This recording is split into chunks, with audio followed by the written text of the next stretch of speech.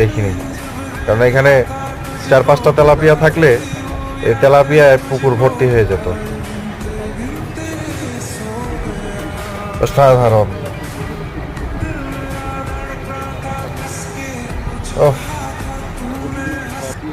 মানে একের পর এক মাছ খাচ্ছেই।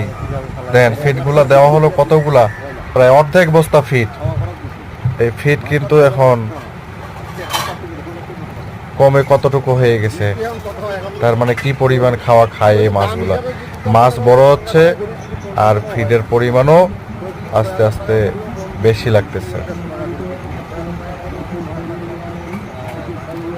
খাওয়া দেখেন একেবারে নিখুঁতভাবে খুঁটে খুঁটে এই মাছগুলো খাচ্ছে এখানে আর কি। চমৎকার।